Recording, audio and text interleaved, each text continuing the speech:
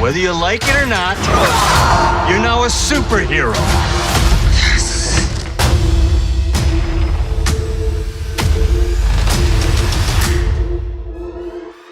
God, I really like this outfit. Hey there, quirky people. Daredevil has finally arrived into the main MCU, and we're gonna see him in a new avatar this time around. He just showed up in his new yellow and red suit, and it has faced some mixed reactions from fans. There are people who are liking this golden tinge instead of the typical yellow, while others think that Disney is giving a lighter tone to Daredevil with this color scheme. Well, let me tell you that this is just a transition period, and this won't be Daredevil's final suit in the MCU. There are many reasons why Daredevil is getting this yellow and red suit. Marvel has not confirmed whether they are continuing the same story of Daredevil and Kingpin, or whether it is a multiverse story that would have some similarities with all the Netflix seasons. That's great. Thank you. They are trying to keep things ambiguous for now, but it is easy to believe that it is a multiversal story. All seasons of Daredevil and the other Marvel Netflix characters have been pulled from Netflix to Disney+, but still, I believe that those seasons all took place on an alternate Earth and not MCU's main Earth 616.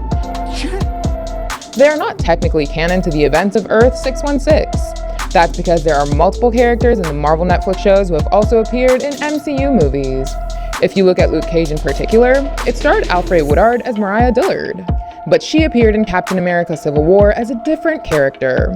Then we had Mahershala Ali, who played Cottonmouth in Luke Cage, and now he is playing Blade in the MCU.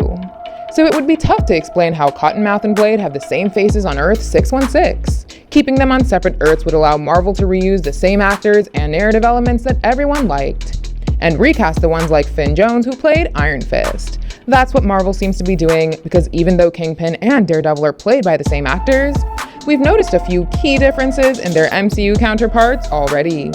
Kingpin looks much bigger than he did in the Netflix shows, and he seemed to be almost as powerful as a super soldier. Meanwhile, Daredevil already has a different suit and vibe than he did in the previous 3 seasons.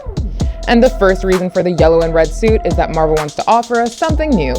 They want to make this variant of Daredevil different from the Netflix one. Secondly, this new suit will also help sell toys and merchandise. Murdock's own homemade black suit and the old red and black suit were quite overused, so Disney has done well to give us another suit that's actually comic accurate. Matt Murdock wore it in 1964's Daredevil issue #1. And it was a prototype suit, as he designed it out of the boxing materials of his father, Jack Murdock, who was a professional boxer. He turned Jack's trunks, boots, and robe into his superhero outfit. This is something he seems to have done in the MCU as well. And it brings me to my third and the most important reason to change the suit. Whether the 3 seasons on Netflix are canon to the MCU is yet to be confirmed.